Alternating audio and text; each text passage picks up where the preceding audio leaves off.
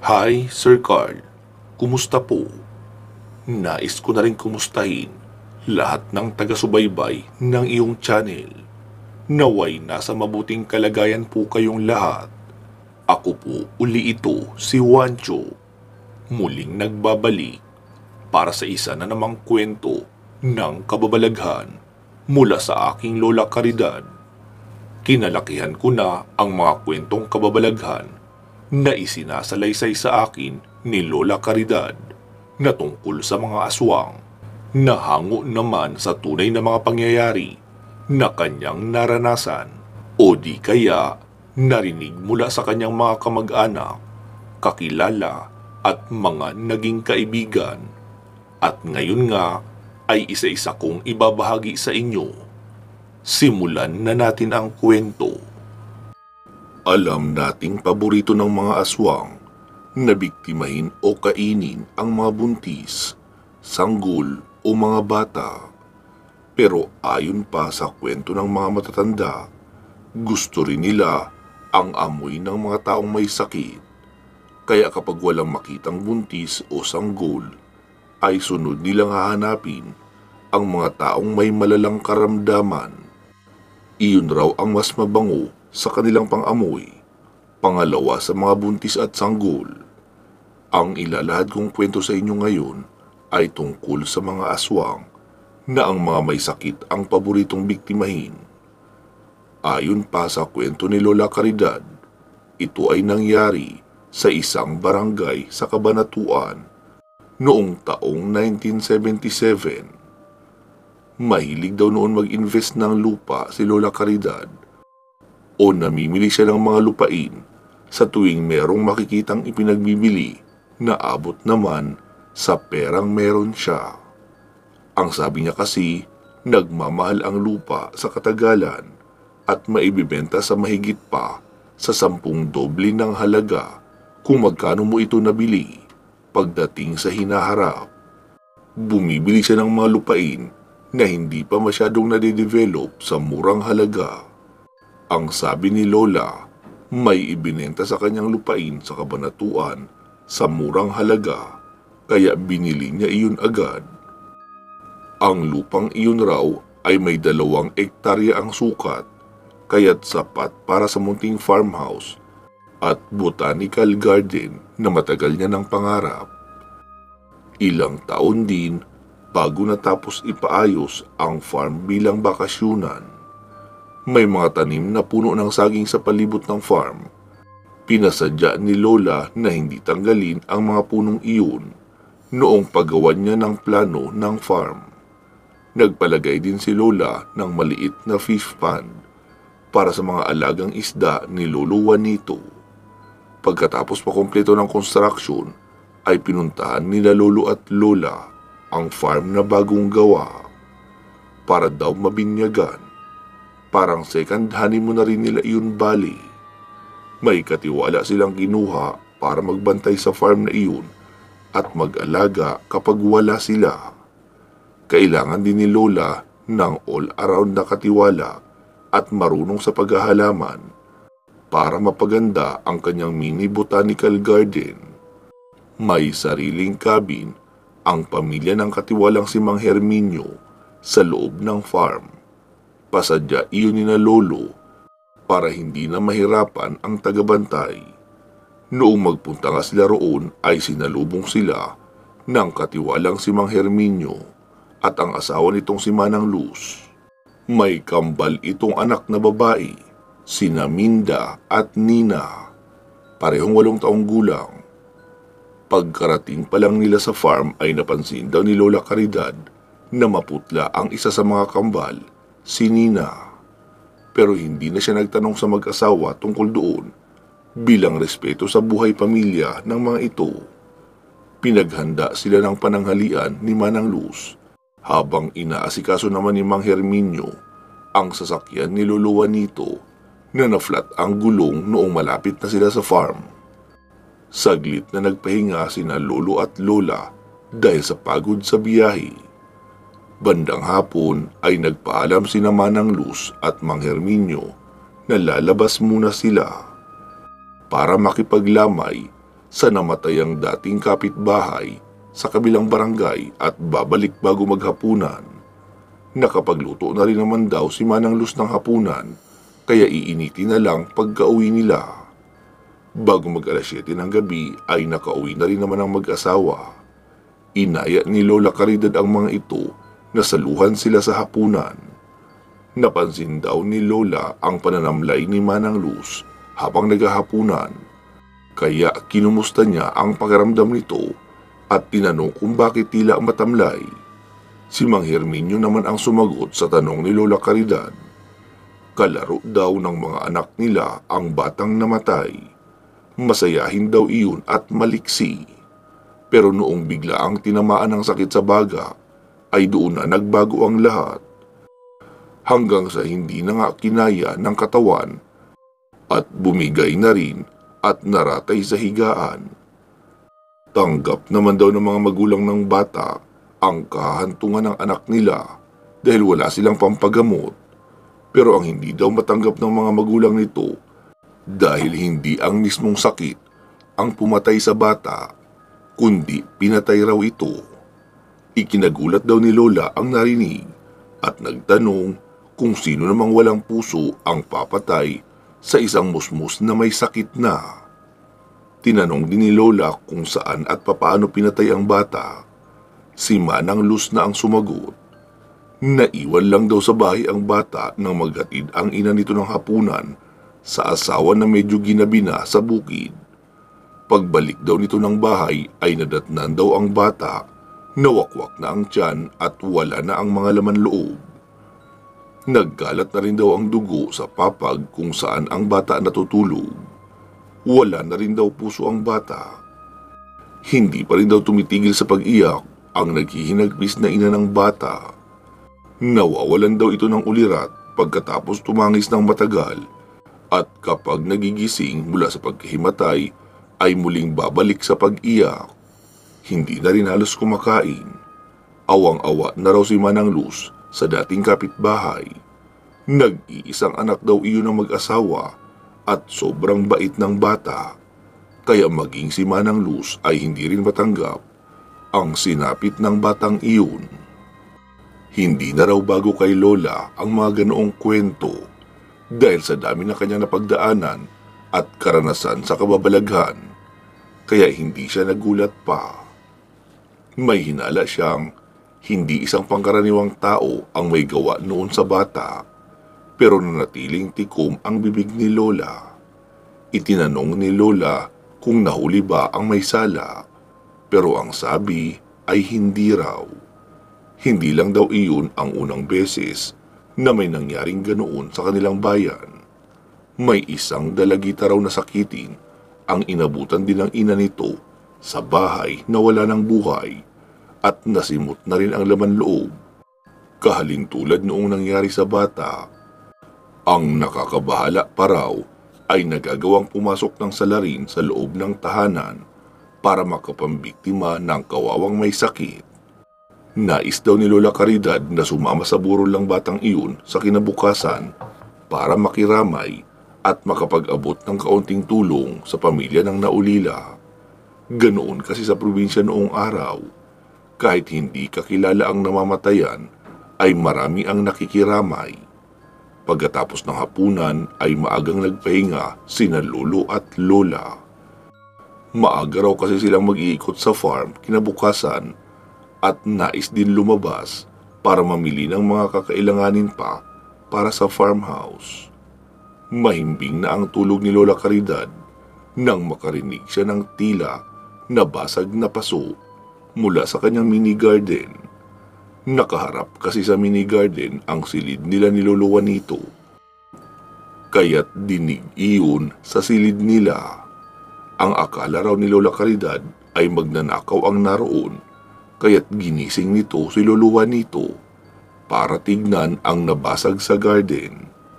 Pupungas-pungas ng mata si Lolo Juanito habang bumabangon. Wala sa loob na lumapit sa bintana na nasa gilid ng kama at hinawi ang kortina para silipin ang ingay na nagbumula sa garden. Nanigas daw sa kinakatayuan si Lolo Juanito habang nakatitig sa garden. Tinanong daw ni Lola ng pabulong si Lolo kung bakit ito parang namaligno, pero hindi raw ito sumasagot. Tumayo na raw si Lola Caridad para tignan ang garden. Nanlaki raw ang mga mata niya pagkakita sa tatlong nilalang na hindi mawari ang anyo. Ang sabi ni Lola, may tatlong maiitim na nilalang ang naroon sa garden nila. Ang bulto ng mga pangangatawan nito ay tila sa tao, pero punong-puno ng itim na balahibo ang buong katawan. Walang saplot ang mga ito at palakad-lakad sa garden at parang may hinahanap. Maliwanag daw sa garden dahil nagpalagay sila ng mga ilaw roon, kaya't kitang-kita ang mga iyon. Hindi lang gaanong makita nila Lolo at Lola ang mukha, pero sigurado daw sila na hindi mga normal na tao ang kanilang nakikita. Nang tila na alimpungatan daw si Lolo, ay sumigaw ito at minura ang mga nasa labas para lumayas sa kanilang bakuran. Matulin daw na nagtakbuhan ang mga iyon patungo sa pader ng bakuran at tumalon doon. Mabilis daw at maliliksi ang kilos ng mga nakita nilang kakaibang nilalang. Tinanong daw ni Lolo si Lola kung ano ang nakita nila. Ang sagot ni Lola ay aswang ang tatlong iyon. Alam ni Lolo na mahilig sa kwentong aswang at katatakutan si Lola, at marami itong alam tungkol sa mga nilalang ng kadiliman. Ang sabi ni Lola na imposible raw na normal na tao ang mga iyon dahil mukhang hayop ang anyo, pero sa dalawang paa naman nakatayo. Malabo din daw kasi na gorilya o unggoy dahil hindi mahaba ang mga braso. Malalaking nilalang ang mga nakita nila at kapareho daw iyon ng anyo ng mga kwentong aswang ng lola ni Lola Caridad. Hindi na sila nakatulog pang muli dahil sa nangyari at nag-aalala sa mga kasama nila sa farm. Hindi naman kasi sila makalabas para bisitahin ang mga ito dahil sa takot na baka bumalik ang mga nakakatakot na nilalang na kanilang nakita. Pumutok na ang liwanag ng araw at kinumusta ni Lola Caridad sina Manang Luz para tiyakin kung ayos lang daw ba ang mga ito. Ikinuwento ni Lola Caridad ang tungkol sa nakita nila at sinabihan ang mag-asawa na huwag nang lalabas ng gabi dahil delikado.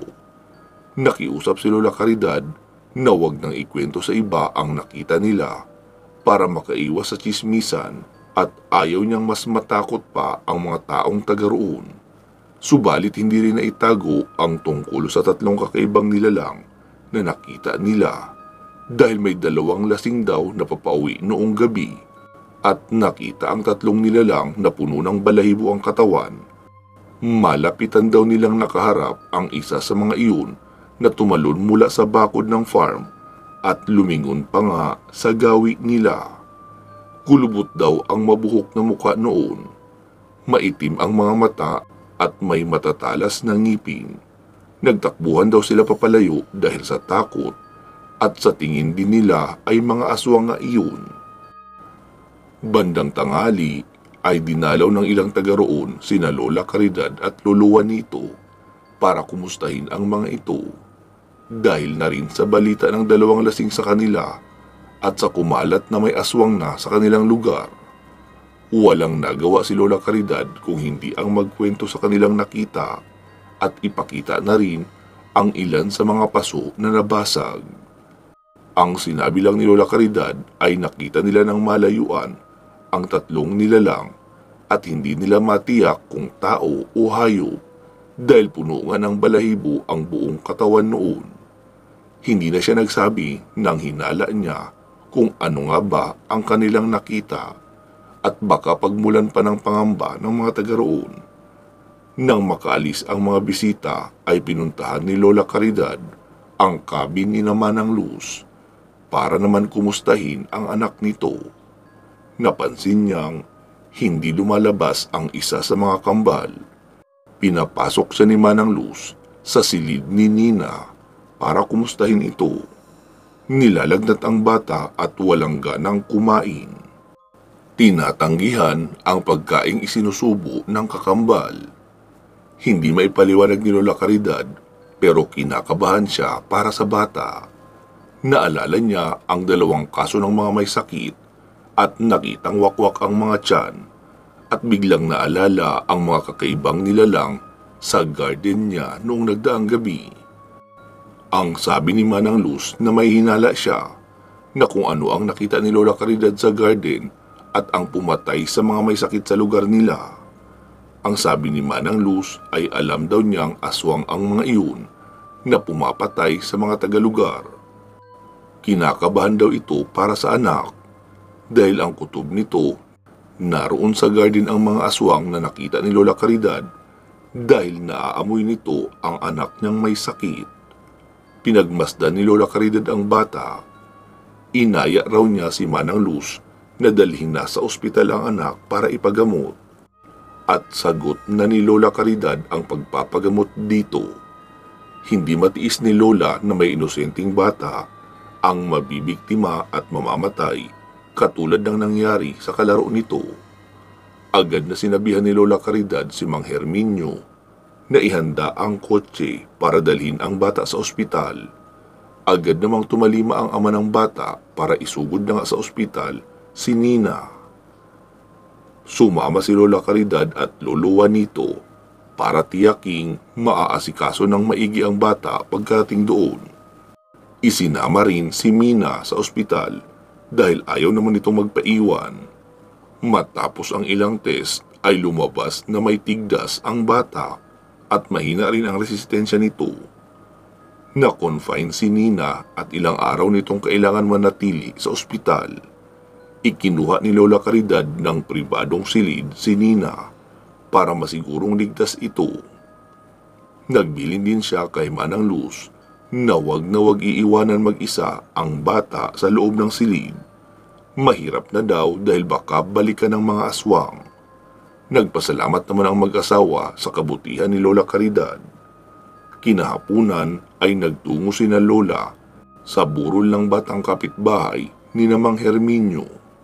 Ipinakilala sila nito sa ina ng bata na si Aling Auring. Nag-abot din si Lola Caridad ng abuloy bilang kaunting tulong para dito. Nagkwento si Aling Auring tungkol sa anak kung gaano ito kabait at sobrang masiyahin.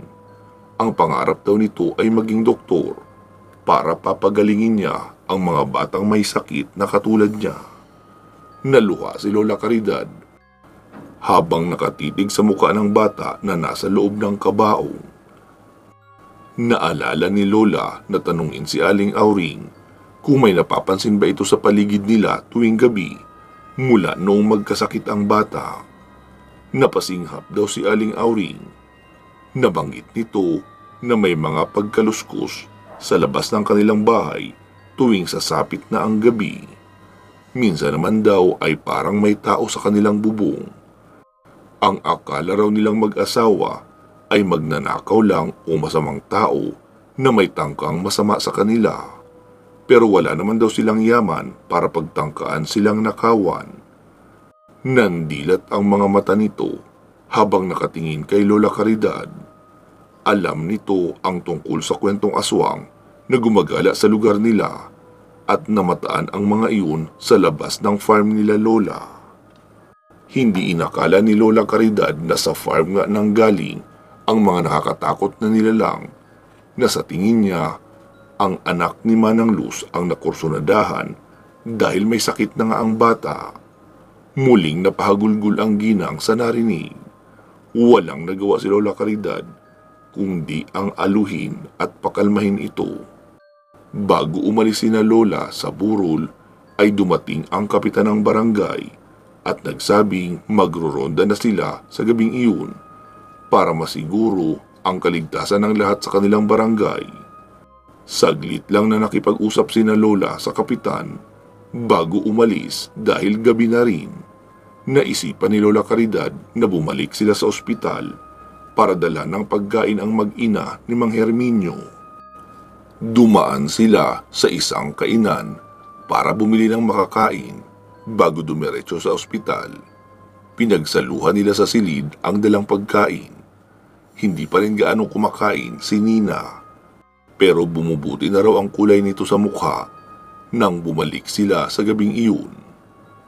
Matapos kumain ay wala sa loob na lumapit si Lola Caridad sa bintana at sumilip sa labas.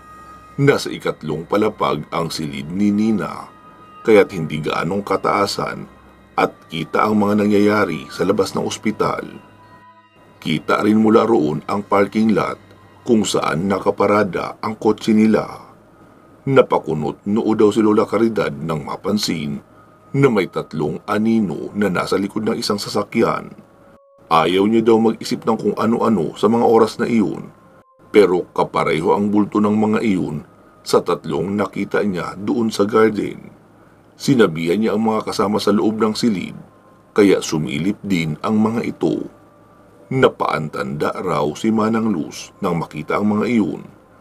Sigurado raw ito na mga aswang ang mga iyon at sinundan sila kung nasaan ang anak na may sakit. Ang sabi naman ni Lola Caridad ay posibleng nagpunta roon ang mga iyon dahil nasa ospital ang karamihan ng mga may sakit. Natakot si Manang Luz sa narinig.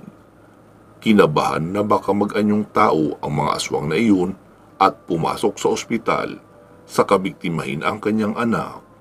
Nagbilin si Lola Caridad na huwag iiwan ang anak ng mag-isa at huwag magpapapasok ng iba sa silid nang hindi nila kakilala. Nagpaumaga na rin doon sina Lola sa ospital dahil natatakot din silang lumabas upang puntahan ang sasakyan sa parking lot. Kinabukasan na sila umuwi at nagpahatid kay Mang Herminio. Noong nasa farm na sila ay pinayagan nila ang driver na bumalik sa ospital at dalhin ang sasakyan para magamit nito kapag merong kailangan bilhin o kailangan puntahan. Ilang araw ding namalagi si Nina sa ospital at ilang araw din na walang naliligaw na kung anong nilalang sa garden ni na Lola Caridad. Napansin din niya ang mga nagruronda kapag napapadaan ang mga ito sa harap ng farm. Matapos ang 1 linggo, ay nakauwi na rin si Nina at masigla na ulit ang bata. Hindi na rin nagpakita pang muli ang aswang sa garden niya. Ibinili ni Lola Caridad na huwag hahayaan ang mga anak sa bahay, lalo kapag may sakit ang mga ito. Sabihan lang daw siya at kung kailangan nilang magpagamot, hanggat maaari ay patingnan agad sa doktor o dalhin sa ospital para sa kaligtasan ng mga ito. Dahil baka puntahan ng mga aswang kapag tuluyan niyang nagkasakit ang mga bata at nanghina. Umuwi na rin sa Rizal sina Lola matapos ang 2 linggong bakasyon sa kanilang bagong farm. Ibinenta na rin ni Lola ang farm na iyon makalipas ang 2 dekada. Hanggang dito na lang po ang kwentong ito. Maraming salamat po sa inyong pakikinig. Naway meron kayong napulot na kaunting aral. Mag-iingat po kayo palagi at hanggang sa muli.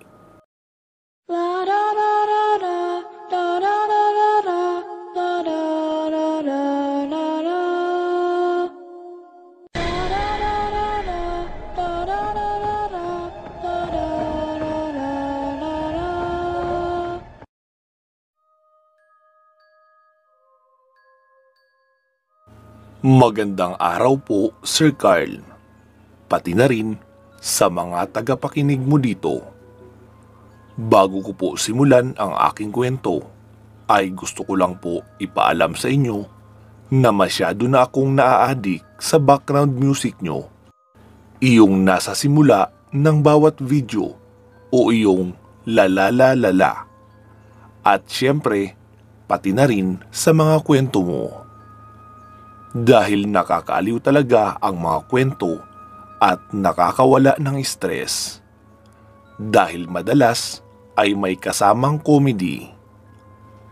Napansin ko rin na madalas bida ang lugar namin sa Negros Occidental. Hindi na rin naman iyon nakakapagtaka dahil marami naman talagang aswang sa lugar namin. Halos lahat kami sa aming lugar ay merong kanya-kanyang karanasan patungkol sa mga aswang. Usap-usapan sa lugar namin na iyong mga nakatira sa may malapit sa tuktok noong bundok ay mga aswang. Pero dahil sa wala pa naman akong nakikita na magpapatunay na aswang talaga sila, kaya hindi ako masyadong naniniwala. Inisip ko na lang na maaaring mapanirang tsismis lang din iyon. Alam nyo naman sa probinsya, di ba? May naging manliligaw po ako na nakatira sa isa sa mga bahay na malapit sa tuktok noong bundok. Nakilala ko siya noong minsang naroon siya sa kanayunan namin. Meron lang yata siya noong binili. Tapos nagkausap kami nang hindi sinasadya. At mula nga noon ay bumabati na rin siya sa akin kapag nagkakasalubong kami sa daan. Pero isang kaswal na batian lang din naman. Isang araw, inanyayahan ako noong binata na pumunta sa kanila. Parang dalaw na may kasamang tambay lang, kasama na rin ang pamamasyal. Dahil sa wala naman siyang ipinapakitang masama sa akin, kaya pinaunlakan ko naman ang kanyang paanyaya. Pero sinabi ko na hindi ako papayagang pumunta mag-isa at kailangan ko magsama. Pumayag din naman siya, kaya isinama ko ang aking pinsan at dalawa kong pamangkin. Noong papalapit na kami sa kanila, ay pinagmasdan kong mabuti kung may makikita ba akong kakaiba. Kasi nga, usap-usapan na aswang silang mga taga roon. Pagkarating sa bahay noong binata, ay agad niya kaming pinapasok. Tapos ipinakilala sa kanyang ama. Maayos naman ang pagtanggap nila sa amin. Tapos habang naroroon kami, ay napansin kong may bintana ang bahay nila sa mismong bubong. Oo, nakakapagtaka iyon, pero dinedma ko na lang dahil baka may magandang dahilan naman sila kung bakit pati ang bubong ay meron ding bintana. Maya-maya ay lumabas si Ray. Siya iyong binata na nag-aya sa akin. Kinuha niya ang isang malaking inahing manok at kinatay para may ipang-ulam daw kami sa tanghalian. Habang nagpuproseso siya noong manok, ay pinakain muna kami ng nilagang mais at nag-enjoy din naman kami dahil sa bagong luto iyon. Makalipas ang mahigit isang oras, ay nakaluto na rin naman agad sila Ray at tinawag na nga kami sa hapagkainan para magtanghalian. Pero noong kumakain na kami, ay nakaramdam ako ng kakaiba. Para akong biglang nalamigan ng sikmura. Inisip ko na baka napasobra lang ang kain ko noong mais. Kaya kaunti na lang din ang nakain ko sa tanghalian. Matapos makakain ay nag-aya si Ray na mag-inuman daw kami at meron silang masarap na tuba. Dahil sa game naman kami sa inuman, kaya pinaunlakan namin ang kanyang paanyaya. Noong matapos na nga kami mag-inuman ay nakaramdam na kami ng pagkahilo. Magtatakip silim na noon kaya naisip naming umuwi na sana. Kaso nakiusap sa akin ang binatang si Ray na samahan muna daw namin siya sa bahay ng kanyang lolo dahil ipapakilala niya kami. Iyong lolo niya pa naman ay ang pinakabantog na aswang sa amin. Pero dahil sa wala namang masamang ipinapakita sa amin, kaya pinagbigyan na rin namin si Ray. Pagkarating sa bahay ng kanyang lolo, ay ipinakilala kami sa isang matanda. Iyon daw ang kanyang lolo. Inaya kami noong matanda na pumasok sa kanyang bahay. Pero sinabi namin na hindi na, kasi hindi rin naman kami magtatagal dahil sa palubog na nga ang araw. Pero pinilit talaga kami. dahil sa nagmamatigas kami, kaya wala na iyong nagawa pa. Tapos sinabing saglit lang daw at ikukuha niya kami ng tubig na maiinom. Pagkatalikod noong matanda ay sinabi ng pinsan ko na wag talaga kaming papasok at wag ding iinom ng tubig na iaalok noon. Dahil totoo daw talaga na aswang ang matandang iyon. Dahil sa sinabi ng pinsan ko, kaya nakaramdam na rin ako ng takot. Kaya habang nasa loob pa ng bahay, sina Ray at ang kanyang lolo, ay sumigaw na lang kami ng pagpapaalam kay Ray na uuwi na kami. At dali-dali nang naglakad papalayo. Mabilis din na humabol si Ray mula sa loob ng bahay at sinabing maya-maya na lang daw. Pero hindi na kami nagpapigil pa at sinabing siguradong hinahanap na kami sa mga bahay namin, kaya wala na rin talaga siyang nagawa pa. Pagkarating namin sa may bahagi ng kabahayan, ay nasalubong namin ang iba naming mga pinsan. Tanghali pa daw nila kami hinahanap kasi hindi kami nagpaalam noong umalis. Sinabi naman namin na nagtungo kami doon sa itaas ng bundok. Naisip din daw nila iyon pero hindi na sila sumunod dahil sa takot na baka maligaw. Pasado 6:00 na kami nakarating ng bahay at ligtas din naman kaming nakauwi. Pagkarating ko ng bahay ay naabutan kong nakaabang sa labas ang aking ama at hinihintay ako. Tinanong niya ako kung saan daw ako galing. Ang sabi ko naman na sa may tuktok ng bundok dahil merong nag-imbita sa akin. Nagalit naman siya at sinabing bakit ko daw iyon ginawa, alam ko naman ang usap-usapan tungkol sa mga nakatira doon sa may tuktok ng bundok. At dinala ko pa daw talaga ang mga pamangkin ko. Mabuti na lang daw at nakauwi pa kami ng buhay. Dahil sa mga ikinuwento sa akin ng aking ama, ay parang doon pa lang ako natauhan at nakaramdam ng labis na takot. Sabi ni Papa na wag na daw ako makikipagkaibigan sa kahit sino na taga roon kung ayaw kong mapahamak. Dahil sa natatakot na nga ako, kaya sinabi kong oo, hindi na talaga. Kahit alam na namin ang mga kwento-kwento tungkol sa mga aswang sa aming lugar, ay hindi pa rin talaga kami napigilan sa aming pagpunta sa mga disco kapag may fiestahan. Madalas, kapag nasa fiestahan kami, ay nakikita kong naroon din si Ray o iyong binata na nag-imbita sa akin.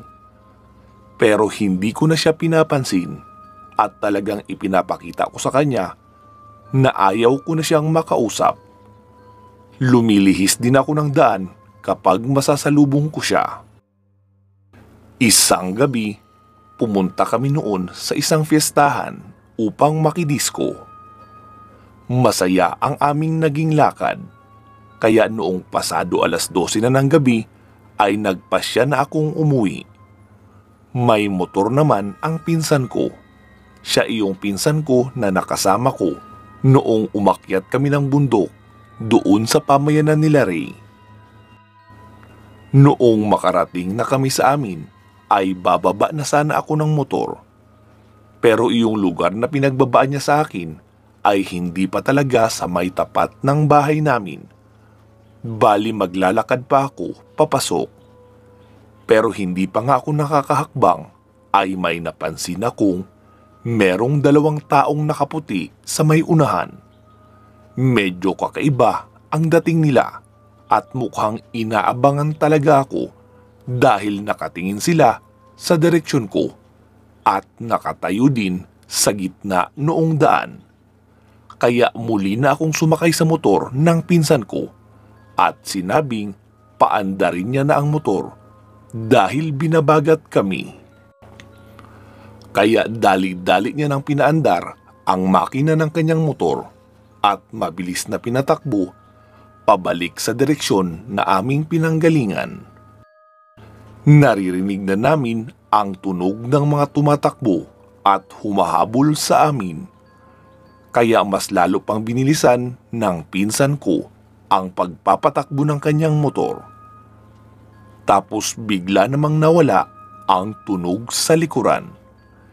Iyon bang parang lumihis ng daan at nagsuot sa masukal na bahagi ng gilid. Hanggang sa mapatingin kami sa may bandang unahan at nakita namin na merong isang malaking kalabaw ang nag-aabang sa amin. Nakatitig iyon na halatang galit na galit. Mabilis iyon tumakbo papasalubong sa kinaroroonan namin.